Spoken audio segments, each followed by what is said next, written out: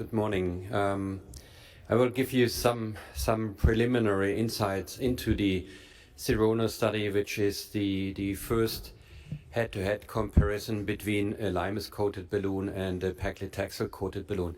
So the question is, we know that in the SFA territory, paclitaxel-coated devices are very successful in preventing restenosis and reintervention.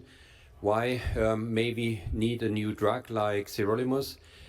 We all know that paclitaxel is resulting in some local toxicity that may result in aneurysm or pseudoaneurysm formation, and this can potentially be prevented by using a limus coating.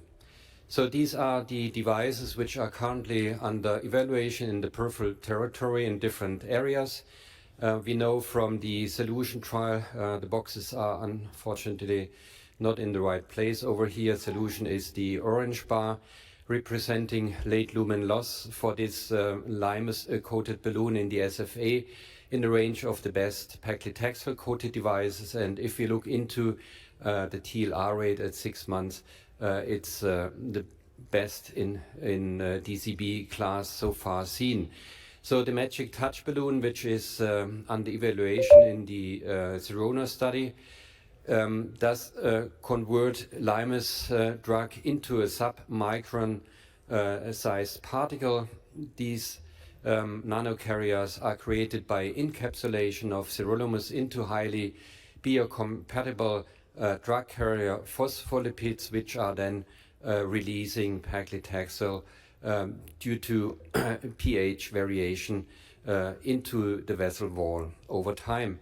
And I'm talking about the Sirona study, which is the SFA study comparing the Magic Touch balloon against paclitaxel-coated balloons of investigator choice. The limus study is another still enrolling study evaluating the same device in a below-the-knee lesion cohort. As already mentioned, it's a head-to-head comparison of sirolimus versus paclitaxel-coated balloons. Overall, we enrolled 478 patients, evenly distributed between both study cohorts. Lesions had to be successfully pre-dilated before they could be randomized in a one-to-one fashion as shown over here, and follow-up will last up to 5 years. 28 study sites in Europe and in particular in Germany and Austria did participate in this trial. Primary efficacy endpoint is 1 year primary patency. The study rationale is a non-inferiority of the limus-coated DCB as compared to the paclitaxel-coated balloon cohort, and there is the typical safety outcome composite endpoint, including target lesion revascularization, major target limb amputation, all-cause mortality at 12 months. This is a brief case example from the PI's study site in Jena. Short CTO of the right SFA, intraluminal crossing pre-dilatation with a 5 mm balloon followed by a 6 mm DCB with this acute outcome. So as already mentioned, the study did finish enrollment already in August or in September 2022.